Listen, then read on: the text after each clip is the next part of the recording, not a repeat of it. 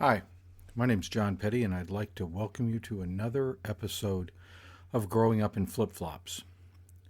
Today's episode is a little different than my past episodes. It's not about a boy that's under age 10 growing up in South Florida, but it's rather about an incident that happened to me while I was in high school. But still, it is uniquely South Florida in its nature. I've titled this episode The Bag. I grew up with no particular interest in playing basketball. The prospect of playing out on asphalt in the South Florida heat or going inside to a stuffy gym with no air conditioning was not appealing to me, especially when I had an alternative. That alternative was a beach 20 minutes from my home. And what was on that beach? Girls in bikinis. So I had a choice. Playing basketball on hot asphalt or in a stuffy gym, or going to the beach with girls in bikinis. It was an easy choice. So I had no particular interest in basketball. But I ended up at a basketball game at my high school. This was not a usual high school basketball game, but instead it was a charity basketball game. And just as a note to tell you how things have changed in the intervening years, this was a game between members of the Miami Dolphins professional football team and our high school male faculty.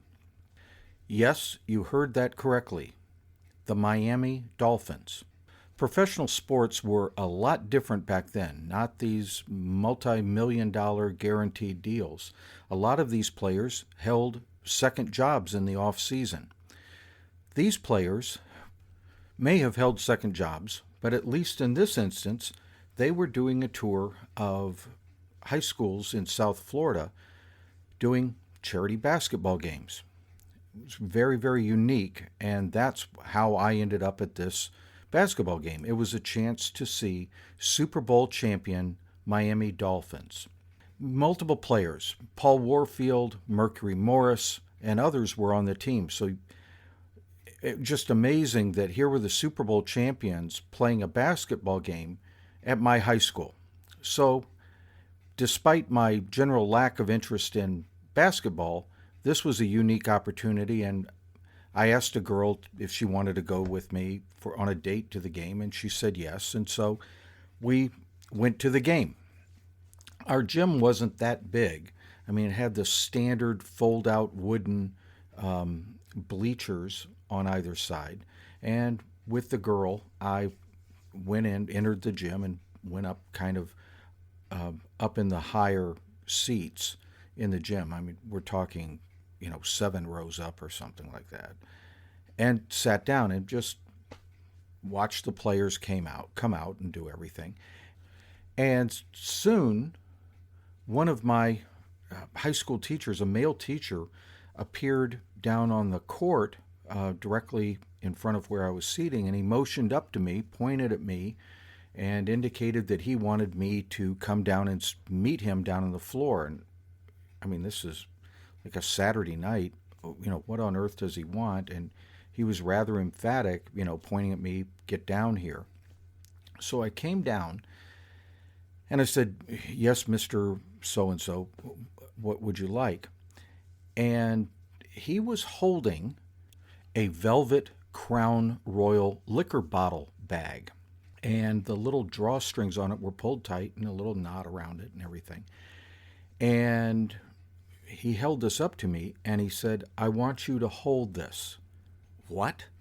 And he said, you're the only person I trust, and I want you to hold this. And I said, well, what's in it? And he said, none of your business, and don't on your life open it. Don't tell anybody you've got this. Don't say anything. You protect this with your life. And I said, but Mr. So-and-so, what's in it? And he just said, never mind. Be back down here at the end of the game. I'll be waiting for you, and you better have this bag with you. So I took the bag in my hand, and it was quite heavy, and I could feel it was filled with loose things. It wasn't one solid object. There were multiple objects in this bag, and it was pretty heavy, and the Crown Royal bag was pretty full, and it was tied up. And so he left me with just like a stern finger saying, "John, guard this with your life." "Yes, sir." And so I went back up into the stands with my date and sat down, and she said, "What did Mr. So-and-so want?" And I said, "Well, he wanted me to watch this for him." And she said, "Well, what's in the bag?" And I said, "I don't know. He just wants me to hold it." And so I took the bag, and we're sitting there, and I took the bag and stuffed it into my crotch, between the seat and my crotch, so it was right there. The bag was tied up. I put the open end, or the tied open end, toward my body and just held it, so, and slid back against the bench, so it wasn't going anywhere. It wasn't laying beside me. It was right there. Nobody was going to see it. So watch the game, everything. And we come to halftime of the game, and my date wants to go to the restroom or something, so I decided to go to the restroom. And I'm carrying the bag with me. Well, I decided I'd take a look. So I went in one of the stalls, shut the door behind me, sat on the toilet seat with my legs firmly together, and put the bag in my lap. I undid the knot on the bag and spread open the drawstrings to see what was in the bag. Holy cow. It was all the Miami Dolphin team members' watches, and most importantly, Super Bowl rings, filled in this bag. So there were Rolexes, other expensive watches, and all these Miami Dolphin Super Bowl champion, undefeated Super Bowl rings. I'm sitting there going, holy cow. And I start pulling out rings and putting them on every finger. They had names inside of them, so, Mercury Morris, Paul Warfield, etc. And I remember one was especially large, and I remember it was so big, it was Bob Kuechenberg of the Dolphins, that it went over my right ring finger and pinky together. So I had a total on my two hands of 9 Super Bowl rings. Obviously, this was in an era before cell phone cameras, so I don't have a picture, but I wore 9 Miami Dolphin Super Bowl rings on my hands.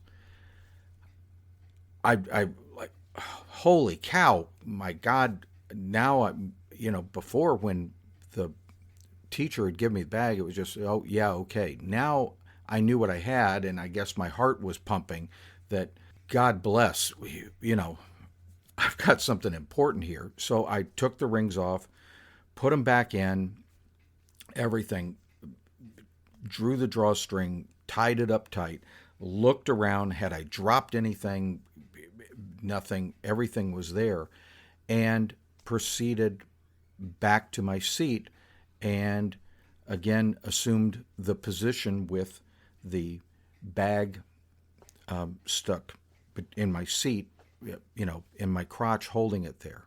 At the end of the game, the teacher came forward and, was down at the base of the stands and, pointed to me, and I walked down and handed him the bag, and he didn't say anything to me or whatever, what was in there, but he obviously had known. I'm assuming there was no safe in the school. There clearly wasn't any secure area in the men's locker room where the Dolphins had changed or anything. So his choice was to find me and hand the Crown Royal bag to me for safekeeping during this game. It was a unique experience. I have no idea why the teacher chose me. Why didn't he take it to another teacher, or take it to the high school principal or something? But he had me hold this Crown Royal bag with all the players' rings and watches in it. Very unique experience. I cannot imagine an experience like this ever occurring again. One, you don't have NFL team members in the off season going around playing charity basketball games against high school faculty. But there it is, one of my brushes with greatness. And so, one of the most memorable moments of my life occurred going to watch a basketball game that I wasn't particularly interested in, except it was an appearance by the Miami Dolphins. And again, I have no idea on earth why this one particular teacher chose me to guard the most valuable thing in the school that day. I have no answer. Maybe I have a trusting face. Thank you. I hope you enjoyed the episode.